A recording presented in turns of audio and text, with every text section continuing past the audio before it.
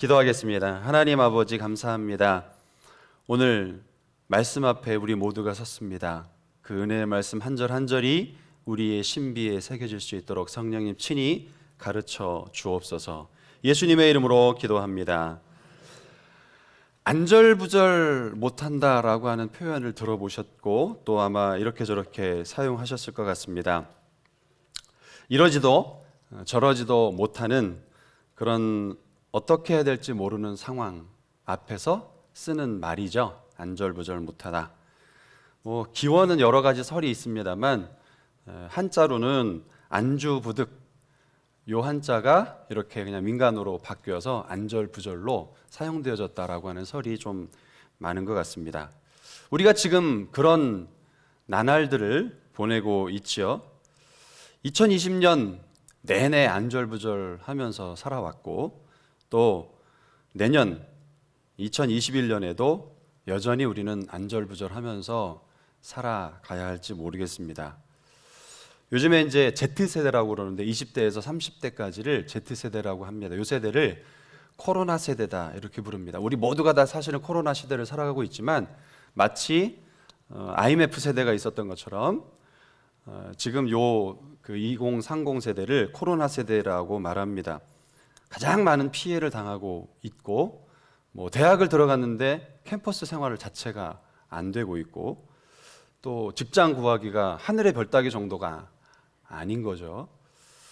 특별히 우리가 이 세대를 위해서 기도를 많이 해주셨으면 좋겠습니다. 국제노동조합 단체가 있는데 앞으로 10년 동안에도 일자리 구하기가 이 Z세대, 2030 세대에는 어려울 것이다 라고까지 진단을 내어놓고 있습니다. 안절부절이라고 하는 것은 내가 통제할 수 없는 그런 상황에 직면했을 때의 반응이죠.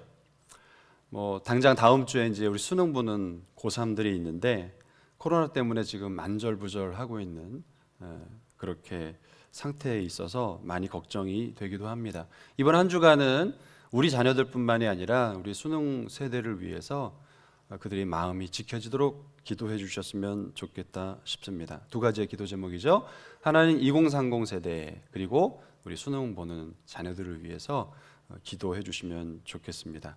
우리 잠깐만 같이 이 세대를 위해서 기도하겠습니다. 하나님 이들을 붙잡아 주시고 이 위기를 극복할 수 있도록 하나님의 영으로 붙들어 주옵소서. 잠깐 기도하겠습니다. 살아계신 하나님 아버지, 특별히 2030 세대를 위하여 기도합니다. 일자리가 없는 세대입니다. 어려움을 겪어가고 있지만 하나님 어떻게 해야 할 줄을 모르는 안절부절 상황 가운데 있는 세대입니다. 이들을 붙잡아 주시옵소서. 자신을 잘 준비시켜 가게 하여 주시옵소서. 생존할 수 있게 하여 주시옵소서. 하나님 특별히 구하는 것은 다음 주에 있을 수능 가운데 우리 자녀들의 마음을 지켜주시고 하나님 코로나의 피해를 겪지 아니하도록 이들을 붙잡아 보호하여 주시옵소서. 하나님 우리가 함께 2030 세대와 또 다음 주에 있을 수능 세대를 위하여 기도하였습니다. 이들을 붙잡아 지켜 보호하여 주옵소서. 마음을 지키게 하여 주옵소서. 생존하게 하여 주옵소서. 예수님의 이름으로 기도합니다. 안절부절하는 세대 우리가 지금 살아가고 있는데 혹시 우리 성도님들 중에서 지금 이처럼 통제불능의 상황을 겪고 계시지 않는가 싶습니다. 또 앞으로 그런 일들을 겪어 가실지도 모르겠어요. 그런 나날에 우리는 어떻게 해야 할까요? 그런 나날을 어떻게 살아낼 수 있을까요? 오늘 성경은 우리에게 굉장히 중요한 답을 가르쳐 주고 있습니다. 분열 왕국의 유다, 그 유다의 네 번째 왕 여호사밧의 이야기를 우리가 지난 주간에 묵상을 하셨습니다. 이 여호사밧에게 어떻게 할지 모를 상황이 찾아오죠. 다급한 소식이 전해집니다. 모압 그리고 암몬 그리고 마온이 연합을 해서 유다를 침공해 들어왔다라고 하는 소식입니다. 우리 1절 말씀을 같이 한번 읽도록 하겠습니다. 20장 1절 말씀입니다. 20장 1절 말씀 같이 읽겠습니다.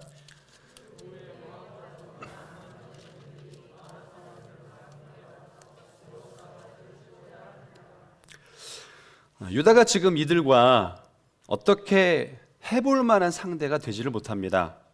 이유는 얼마 전에 북왕국의 아하밤과 함께 연합을 해서 아람 길랏 라못을 이렇게 치려고 했었다가 겨우 살아 돌아왔으니까요. 지금 침공에 들어온 이들과 전쟁을 같이 해본다라고 하는 것을 상상하기가 어렵습니다. 사기도 떨어졌고 국력도 땅바닥에 떨어진 그런 상태이죠. 어쩌면 용감하게 싸울 만한 군사도 변변한 무기도 없었을지 모르겠습니다. 그래서 이 소식은 그야말로 날벼락이지 않을 수가 없는 것이죠. 그러니 당연히 왕은 안절부절할 수밖에 없습니다. 그래서 12절에 보면 이렇게 말하고 있죠. 같이 한번 12절을 보도록 하겠습니다. 우리 하나님이여 그들을 징벌하지 아니하시나이까? 우리를 치러 오는 이 큰 무리를 우리가 대적할 능력이 없고 어떻게 할 줄도 알지 못하옵고 오직 주만 바라보나이다. 지금 하나님 앞에 이렇게 말해요. 우리가 이 큰 무리로 인하여 대적할 능력이 없고 어떻게 할 줄도 알지 못하옵나이다. 싸워볼 만한 생각 자체가 지금 들어지지 않을 수밖에 없는 상황이 벌어진 것이죠. 그런 여호사밧에게 기적적인 일이 일어나는 것을 봅니다. 그것은 그렇게 침략해 들어온 연합군이 완전히 전멸하게 되어지는 역사가 일어난 것이죠. 이렇게 안절부절 못하는 그들에게 어떻게 이와 같은 일이 일어난 것일까요? 그것은 여호사밧이 이 와중에 한 중요한 행동 때문에 그렇습니다. 그는 이 와중에 어떤 행동을 했을까요? 우리 말씀을 통해서 세 가지를 살펴보기를 원합니다. 첫 번째는 먼저 여호와 앞에 서야 한다는 것입니다. 그는 먼저 여호와 앞에 서는 사람이었습니다. 우리 13절 말씀을 같이 보도록 하겠습니다. 유다 모든 사람들이 그들의 아내와 자녀와 어린이와 더불어 여호와 앞에 섰더라. 다시 한번요. 유다 모든 사람들이 그들의 아내와 자녀와 어린이와 더불어 여호와 앞에 섰더라. 해결할 수 없는 삶의 문제가 찾아왔을 때, 우리 성도님들에게 찾아왔을 때 가장 먼저 뭘 하십니까? 어떻게 이것을 해결하십니까? 내 힘으로 해결할 수 있는 것이라면 그냥 직접 해결하면 그만입니다. 그런 거야 뭐 안절부절 할 이유는 없죠. 그냥 내가 알아서 해결을 하면 되니까. 그런데 감당이 안 될 것이라면 어떻게 하시겠어요? 내가 해결할 수 없는 감당이 안 되는 것이라면 어떻게 하시겠습니까? 보통 사람들이 그런 상황에서 어떻게 하죠? 내 힘으로 도저히 해결할 수 없는 상황에 몰려올 때 상식적인 행동은 무엇일까요? 그것은 해결해 줄 만한 대상 앞에 서는 겁니다. 해결해 줄 만한 대상을 찾아가는 것이죠. 이를테면 그것이 돈에 관한 것이라면 어디로 가야 돼요? 은행 대출 창구를 두드려야 하는 거죠. 사업에 관련한 것이라면 어떻게 해야 돼요?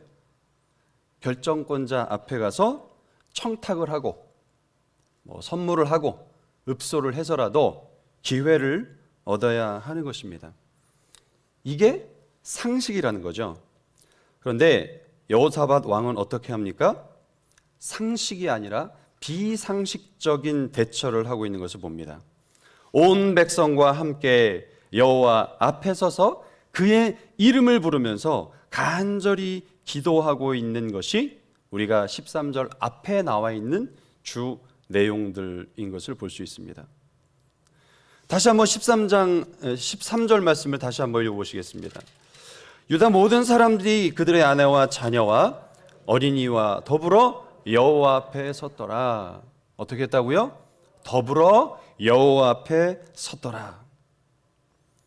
그 전에 이미 그는 백성을 모아서 금식하며 엎드려서 하나님 앞에 기도합니다. 우리 3절 말씀을 같이 한번 읽어보실까요? 여호사밧이 두려워하여 여호와께로 낯을 향하여 간구하고 온 유다 백성에게 금식하라 공포하며 4절입니다. 유다 사람이 여호와께 도우심을 구하려 하여 유다 모든 성읍에서 모여와서 여호와께 간구하더라. 5절입니다. 여호사밧이 여호와의 전 셋들 앞에서 유다와 예루살렘의 회중 가운데 서서, 그리고 18절을 보도록 하겠습니다. 18절 시작. 여호사밧이 몸을 굽혀 얼굴을 땅에 대니 온 유다와 예루살렘 주민들도 여호와 앞에 엎드려 여호와께 경배하고. 지금 여호사밧과 그 유다 백성들은 하나님의 약속을, 하나님의 언약을 붙잡고 간절하게 기도하고 있습니다. 여러분, 이것이 상식이라고요, 비상식이라고요? 비상식적 행동이라는 것이죠. 왜 여호사밧은 상식적이지 않고 비상식적인 선택을 합니까? 사실은 얼마 전에 꽈당을 해봤거든요. 북왕국 아합과 손을 잡았다가 거의 죽을 뻔해서 겨우 살아 돌아왔었거든요. 너무나 값비싼 대가를 치르고 교훈을 얻은 거죠. 그것은 무엇입니까? 세상의 방법은 힘이 되어줄 상대, 그 존재 앞에 줄을 서는 것이지만 신앙인은 어때야 된다? 세상의 줄이 아니라 여호와 앞에 서야 한다라고 하는 것을 그는 몸으로 체험을 한 것입니다. 그렇게 간절하게 부르짖고 있는 여호사밧 왕과 그리고 유다 백성들 앞에 하나님의 음성이 레위인 야시엘을 통해서 정확하게 들려옵니다. 15절 말씀을 같이 한번 읽어보시겠습니다. 야시엘이 이르되 온 유다와 예루살렘 주민과 여호사밧 왕이여 들을지어다. 여호와께서 이같이 너희에게 말씀하시기를 너희는 이 큰 무리로 말미암아 두려워하거나 놀라지 말라. 이 전쟁은 너희에게 속한 것이 아니요 하나님께 속한 것이니라. 이 전쟁은 너희에게 속한 것이 아니라 누구에게 속한 것이라고 말합니까? 하나님께 속한 것이다. 두려워 말아라. 이거 내 전쟁이야. 내가 싸울 거야. 너는 걱정하지 말라라고 약속을 하고 계시는 것입니다. 절명의 순간, 안절부절할 수밖에 없는 그 당황스러운 순간 앞에 하나님 앞에 서서 기도한다. 보통 믿음 가지고는 할 수 없는 행동입니다. 왜냐하면 우리는 먼저 다른 것 앞에 서게 되거든요. 그것이 우리의 자연인이거든요. 은행에 줄 서고 힘을 가진 자 앞에 줄을 서고 줄이 닿는 대로 힘쓰고 애써서 그 앞에 서는 것이 먼저거든요. 그러다가 이것저것 안 되고 안 되면 마지막에 지푸라기라도 잡는 심정으로 어떻게 해요? 하나님 앞에 와 기도하지요. 이런 사람에게는 기도가 유일이 아닙니다. 전부가 아닙니다. 말하자면 기도는 하지만 그 안에 뭐가 깔려 있어요? 아니면 말고가 깔려 있죠. 그에 반해서 여호사밧의 기도, 그 기도는 다른 데는 설 데가 전혀 없는 출발점을 가지고 있는 기도입니다. 그래서 그에게는 기도밖에 없는 거죠. 우리에게도 기도밖에 없어야 될 줄로 믿습니다. 어떻게 할지 알지 못하옵고, 이 말은 그저 마지막의 카드처럼 그렇게 꺼낸 하소연적인 것이 아닙니다. 그래서 그 뒤에 뭐라 그랬어요? 12절에 보면 뭐라고 말합니까? 오직 주만 바라보나이다. 뭐라고요? 오직 주만 바라보나이다. 오직 주만 바라보나이다. 사랑하는 성도 여러분, 누구 앞에 서 계십니까? 누구를 가장 먼저 찾아가십니까? 우리는 누구 앞에 먼저 서 있어야 할까요? 앞에 서야 될 대상을 바꾸는 저와 여러분 되시기를 바랍니다. 그분이 유일하셔야 합니다. 그래야 그가 일하십니다. 그래야 그가 끝점에서 새로운 시작을 이루어 가시는 것이죠. 그래서 우리는 기도를 멈추어서는 안 됩니다. 혹시 기도가 밥 먹을 때밖에 해본 적이 없으시다면 다시 기도의 불을 지펴가는 우리가 될 수 있기를 바랍니다. 교회 못 오시면 어때요? 정오 기도회다, 골방 기도회다로 들어오시고요. 혼자 기도하는 것보단 함께 기도할 때 기도의 불이 지펴지는 것입니다. 혼자 기도하실 수 있다고요? 그 정도의 믿음이라면 혼자 하세요. 그런데 제가 볼 때 저도 혼자 기도할 때 참 기도가 안 되더라고요. 그런데 정오 골방 기도에 들어가면 권사님들의 기도가 뜨거우니까 저도 간절해지게 되고 함께 불이 붙는 것을 느끼게 됩니다. 올 수 없으면 다른 곳에서라도 다른 방법으로라도 기도의 끈을 놓치지 않는 저와 여러분이 되시기를 바랍니다. 두 번째, 안절부절할 수밖에 없는 그 상황 속에서 하나님은 우리에게 무엇을 명령하시고 여호사밧은 어떻게 행동했습니까? 그곳에 내려가 서라고 말씀하십니다. 우리 16절 말씀을 같이 한번 읽어보도록 하겠습니다. 16절 말씀, 내일 너희는 그들에게로 내려가라. 그들이 시스 고개로 올라올 때에 너희가 골짜기 여기 여리엘들 앞에서 그들을 만나려니와. 지금 긴급한 상황에 간절함을 가지고 백성들과 함께 부르짖고 있는 왕 앞에 하나님이 응답을 하십니다. 하나는 내가 싸울 거야 걱정하지 마 라고 말씀해 주신 거예요. 또 하나는 그들 앞에 가서 서라고 주님이 말씀하고 계신다는 것입니다. 저는 묵상을 하면서 이 명령이 이해가 되지 않았습니다. 어차피 하나님께서 싸워주시는 거 아니에요? 어차피 하나님께서 알아서 하실 거 아닙니까? 그렇다면 굳이 내가 그 두려움의 현장에 설 필요가 있겠는가? 그 피비린내 나는 그 자리에 내가 굳이 설 필요가 있겠는가?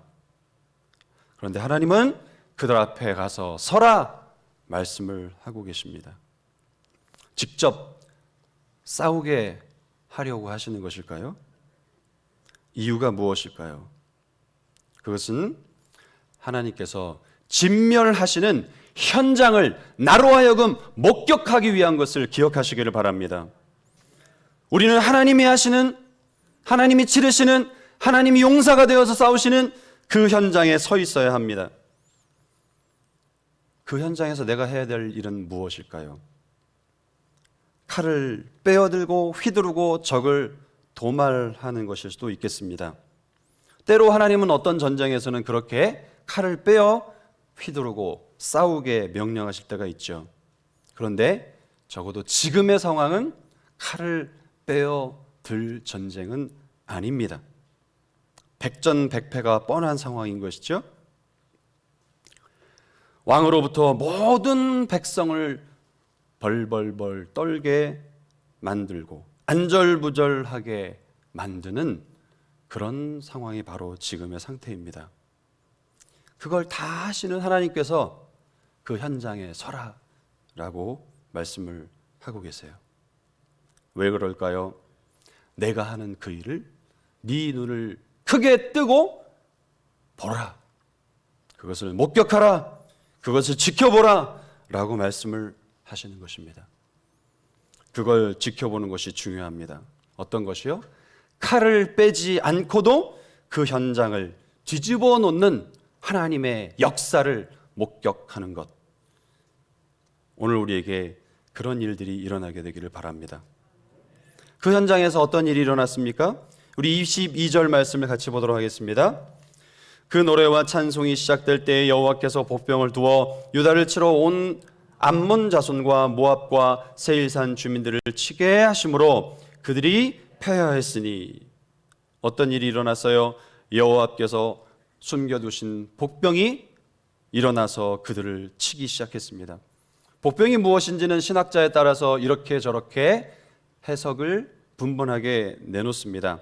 여호사밧의 군대다, 숨겨놓은 복병들이다, 이렇게 말하시는 분도 계시는가 하면 하나님의 천군 천사들이다 라고 말씀하시는 분들도 계시고, 혹은 그 주변에 다른 어떤 나라들이다 라고 말씀하시는 분들도 계십니다. 성경이 자세하게 풀지 않기 때문에 이렇게 저렇게 추론만 할 뿐이죠. 그런데 중요한 것은 그 현장에서 어떤 일이 일어났냐는 거예요. 그 보병이 일어나서 치기 시작할 때 23절에 또 다른 일이 일어납니다. 같이 한번 보도록 하겠습니다. 곧 암몬과 모압 자손이 일어나 세일산 주민들을 쳐서 진멸하고 세일 주민들을 멸한 후에는 그들이 서로 쳐 죽였더라. 그들이 서로 쳐 죽였더라. 서로를 찔러 죽이는 기이한 일이 일어나고 있는 것을 보게 됩니다. 그게 누구의 눈앞에서 일어나는 거예요? 그 현장에 서 있는 여호사밧과 그의 백성들에게 목격되는 일이라는 것입니다. 누가 한 일이에요? 여호사밧이 한 일인가요? 여호사밧의 군대가 한 일인가요? 아닙니다. 여호와께서 하신 일입니다. 이 일, 하나님께서 이루시는 역사, 이 말씀을 받는 이 자리에 앉아있는 모든 성도님들에게 일어나는 목격의 현장이 되기를 축복합니다. 우리에게 하나님께서 이 일을 일으켜 주시리라 그 믿음을 가지고 나아가는 저와 여러분 되시기를 바랍니다. 하나님이 나를 벌벌 떨게 만드는 그 현장을 뒤집어 놓고야 말 것이기 때문입니다. 그런데 문제는 때로 하나님께서 분명히 이루시겠다, 내가 싸울 거야 라고 약속을 하셨어요. 그리고 그것을 분명히 하실 거예요. 그런데 그 서 있으라 한 자리에 서 있지 않고 도망 나와서 그 놀라운 역사의 현장을 보지 못하게 되는 경우가 참 허다해요.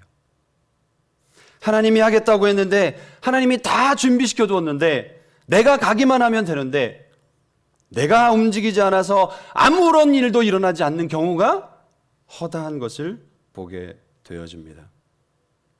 다시 말씀드리지만 그 두려움의 자리, 나를 죽이려고 시퍼런 칼날들이 서 있는 그 자리, 거기에서 물러나지 말고 내려가는 그 앞에 서는, 그들 앞에 서는 저와 여러분이 되시기를 바랍니다. 왜냐고요? 하나님이 뒤집어 놓으실 것이기 때문입니다. 두려워서 도저히 그 자리에 설 용기가 안 나시나요? 그러면 다시 1단계로 가야 돼요. 1단계가 뭐예요? 여호와 앞에 서시는 거예요. 여호와 앞에 무릎을 꿇으시는 거예요. 때때로는 이것도 저것도 안 되면 다 모든 것을 중단하고 금식을 선포하고 기도하시는 것입니다. 그럴 때 우리 안에 뭐가 용솟음 쳐요? 그 현장 앞에 설 수 있는 힘이 하늘로부터 성령으로 우리에게 충만하게 부어지는 줄을 믿습니다. 세 번째로 하나님께서는 여호사밧에게 큰 소리로 모든 백성들과 함께 찬송하며 그 자리에 서기를 원하십니다. 여호사밧의 기이한 행동은 한 가지가 더 있죠. 그 전쟁터에서 백성들과 함께 적들 앞에서 심히 큰 소리로 찬송을 하고 있다는 것입니다. 우리 19절 말씀을 같이 한번 다시 읽도록 하겠습니다. 그앗 자손과 고라 자손에게 속한 레위 사람들은 서서 심히 큰 소리로 이스라엘 하나님 여호와를 찬송하냐. 다시 한번요. 그앗 자손과 고라 자손에게 속한 레위 사람들은 서서 심히 큰 소리로 이스라엘 하나님 여호와를 찬송하니라. 아멘. 말씀대로 적들 앞에 섰어요. 그리고 여호사밧이 어떻게 합니까? 군대를 세워서 두고 그 앞에다가 무엇을 두어요? 21절을 같이 읽도록 하겠습니다. 백성과 더불어 의논하고 노래하는 자들을 택하여 거룩한 예복을 입히고 군대 앞에서 행진하며 여호와를 찬송하여 이르기를 여호와께 감사하세 그의 인자하심이 영원하도다 하게 하였더니. 군대 앞에 찬양하는 레위인들을 세워 구별해 두고 그들로 하여금 찬송을 부르게 하고 있습니다. 바로 전날까지 안절부절 못하고 두려워서 벌벌 떨던 왕과 유다의 온 백성들이 하루아침에 참 놀랍게 변화되었습니다. 그런데 이 그림 자체가 참 이상한 그림이지요. 지금 승리해서 개선 행진을 하는 것이라면 앞에 찬양대가 있고 노래를 하고 하는 것이 이상하진 않을 거예요. 그런데 상황은 변화된 것이 전혀 없어요. 적들은 여전히 서슬퍼런 칼들과 수많은 병장기들로 중무장을 하고 두려움 가운데 놓여 있는 상황입니다. 그런데 지금 노래나 부르게 한다? 아무리 생각해봐도 통치자가 이러면 안 되는 거죠. 어차피 못 이길 거니까, 어차피 이렇게도 저렇게도 질 거니까 체념해서 이 왕이 정신줄을 놔버린 것일까요? 누군가는 그렇게 주장하고 그렇게 비아냥거릴 수 있을지 모르겠습니다. 하지만 여호사밧의 이 행동은 하나님께서 하실 것을 확실하게 믿는 그 믿음으로부터 나온 것입니다. 뭘 믿어요? 15절 말씀을 다시 보겠습니다. 야하시엘이 이르되 온 유다와 예루살렘 주민과 여호사밧 왕이여 들을지어다. 여호와께서 이같이 너희에게 말씀하시기를 너희는 이 큰 무리로 말미암아 두려워하거나 놀라지 말라. 이 전쟁은 너희에게 속한 것이 아니요 하나님께 속한 것이라. 너희에게 속한 것이 아니라 누구에게 속했다고요? 하나님께 속한 것이라. 하나님께 속한 것. 내가 싸운다. 17절에도 너희는 싸울 것이 없다. 내가 너희를 구원할 것이다 라고 약속하셨어요. 이 약속에 대한 믿음. 그래서 그는 백성들에게 20절에 여호와를 신뢰하라, 그의 선지자들을 신뢰하라 라고 도전을 하죠. 왕 자신도 하나님을 신뢰할 뿐만이 아니라 그 백성도 신뢰하도록 그렇게 도전을 하고 있는 것입니다. 여러분, 신뢰한다는 것은 무엇일까요? 그것은 믿는 거죠. 뭘 믿어요? 너희는 싸울 것이 없다라고 하는 것을 믿는 것입니다. 그래서 믿기 때문에 어떤 행동을 해요? 칼 대신 뭐를 뽑아요? 나팔을 드는 거죠. 여러분, 믿는 사람은 칼을 빼들지 않습니다. 하나님을 믿는 사람은 칼로 적과 싸우려 하지 않아요. 군대 진격 나팔 대신에 찬송 소리가 지금 전장터에 울려 퍼지고 있는 것이죠. 누가 봐도 비이성적 행동입니다. 위기의 상황에 찬송이나 하는 정신 나가 보이는 행동이죠. 그런데 어떤 일이 일어납니까? 하나님이 준비한 복병이 움직이고 서로를 찔러 죽이는 기이한 끝을 보게 되는 것이죠. 그런데 우리가 주목할 말씀이 하나 있습니다. 그것은 22절에 그 찬송이 시작될 때에, 그 찬송이 시작될 때, 이게 언제 일어났어요? 그 찬송이 시작될 때에 일어난 것을 이 말씀을 가슴속 깊이 담아 두실 수 있기를 바랍니다. 사랑하는 성도 여러분, 우리의 찬송은 신앙 감정놀이가 아니에요. 기분이 꿀꿀하면 노래방 가서 노래 부르고 기분이 좀 편안해지고 업되는 그런 감정놀이가 아닙니다. 하나님의 임재의 역사가 나타나는 현장이 찬송의 자리인 것을 믿으시기를 바랍니다. 이 찬송이 시작될 시점, 사랑하는 성도 여러분, 그것은 전쟁터가 아니었어요. 바로 전날 19절부터 그들은 어떻게 했습니까? 서서 심히 큰 소리로 여호와를 향하여 찬송하고 있는 것을 보게 되어집니다. 이때 영적인 판도가 바뀌어진 거예요. 이때 하나님을 향한 믿음이 불듯 일어나기 시작을 하는 것입니다. 이렇게 시작된 찬송이 전장터에도 울려 퍼지게 되는 것이죠. 이렇게 찬송이 시작될 때 우리 안에서 감정놀이가 아니라 찬송이 제대로 하나님 앞에 믿음으로 드려질 때 하나님께서 친히 보좌에서 일어나 용사가 되어서 싸워 주시는 것을 믿으시기를 바랍니다. 이렇게 찬송으로 시작한 전쟁, 하나님은 기쁨의 찬송으로, 승리의 찬송으로 끝을 맺게 하십니다. 왕과 백성 다 이긴 전쟁 전리품을 취하고 사흘 동안 그렇게 취한 다음에 어떻게 했어요? 찬송을 드립니다.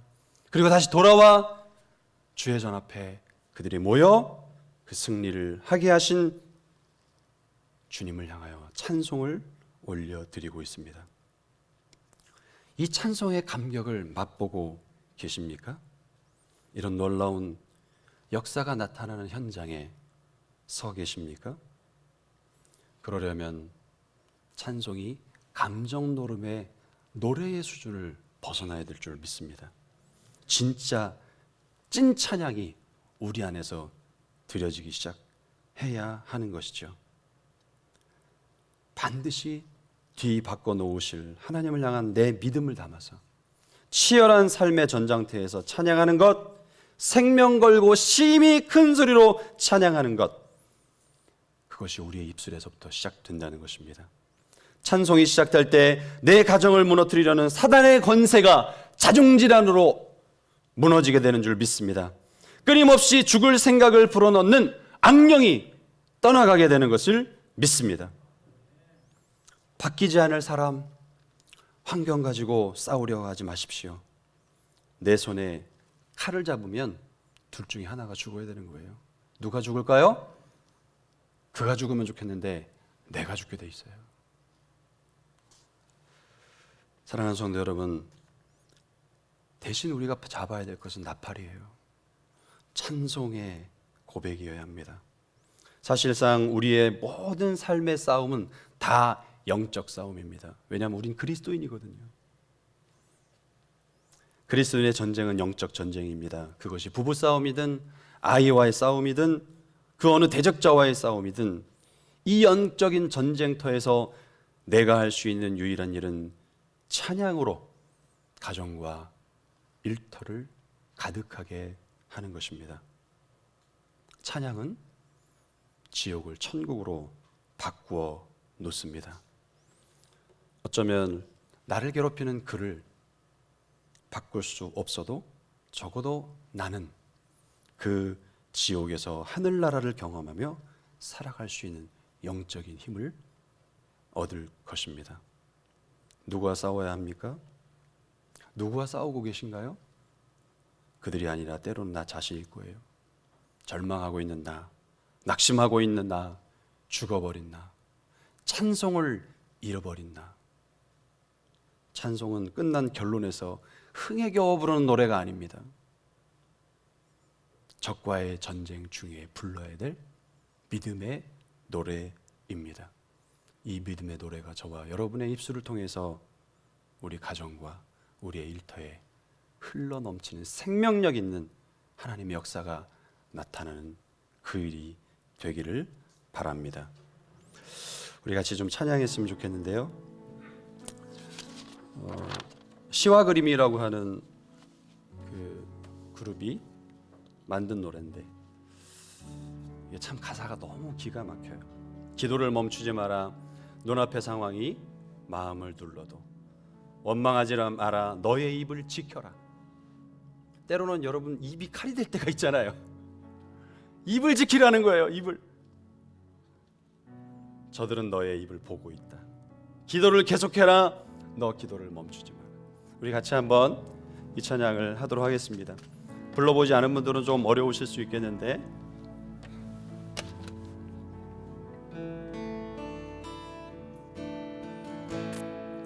기도를 멈추지 마라. 눈앞의 상황이 마음을 눌러도 원망치 마라. 너의 입을 지켜라. 저들은 너의 입을 보고 있다. 마음을 빼앗기지 마라. 마음을 뺏기지 마라. 내가 널 도우지 않는단 소리에 너의 모든 게 불리해도 너는 기도를 계속하라. 너 기도를 멈추지 마라. 내가 너의 그 모든 상황을 바로 역전시키리라.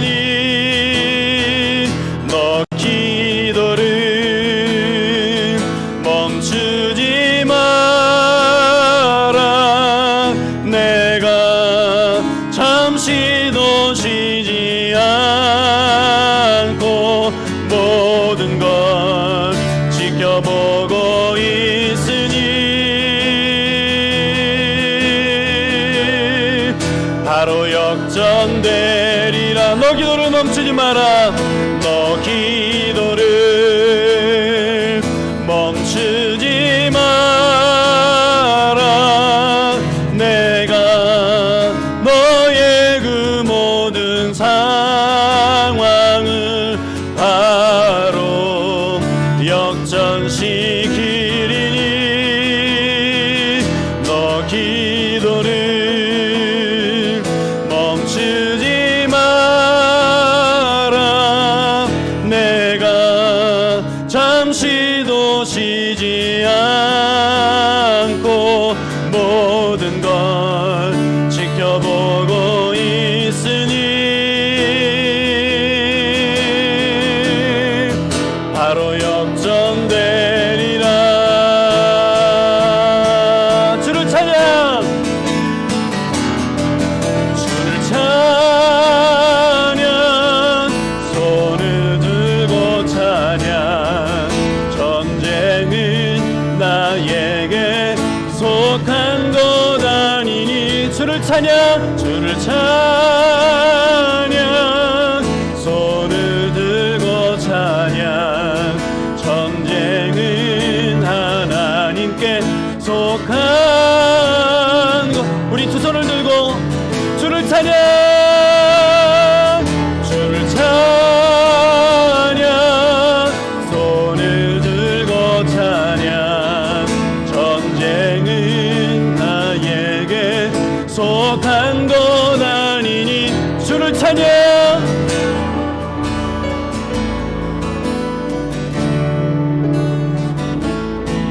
전쟁은 하나님께 속한 것이니. 함께 이 시간에 기도하실까요? 주님은 역전시키십니다. 그러나 하나님 앞에 먼저 서 있는 자, 그러나 먼저 두려움에도 불구하고 그 자리를 떠나지 않는 자, 그 지옥 같은 서슬퍼런 칼날이 나를 죽이려고 내 목을 치려고 하는 그 상황에도 하나님을 향하여 찬양을 포기하지 않는 자, 그에게 주님은 역전의 은혜를 주실 것입니다. 역전의 은혜를 주시기를 바랍니다. 함께 기도하시겠습니다. 그런 은혜를 주시기를. 혹시 자녀 가운데 그런 은혜가 필요하다면 자녀를 위해 기도하십시오. 함께 기도하겠습니다. 살아계신 아버지 하나님, 그렇습니다. 주님, 우리에게 은혜를 주시기를 원합니다. 주님, 역전의 은혜를 주시기를 원합니다. 주님, 역전의 은혜를 주시기를 원합니다. 주님, 우리에게 역전의 은혜를 주시기를 원합니다. 주님, 물러서지 아니하게 하겠습니다. 먼저 하나님 앞에 나아가겠습니다. 먼저 하나님 앞에 서는 사람이 되겠습니다. 하나님, 다 잃어버리고 하나님 앞에 서는 자가 아니라 하나님 앞에 서서 찬송하기를 포기하지 아니하는 그 믿음의 자리에 나아가기를 원합니다. 주님, 역사하여 주시옵소서. 주님이 역사하여 주옵소서.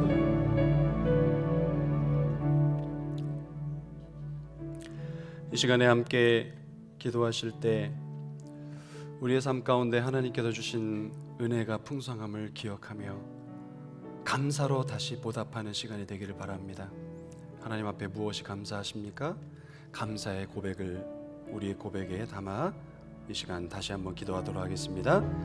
살아계신 하나님 아버지, 은혜를 감사합니다.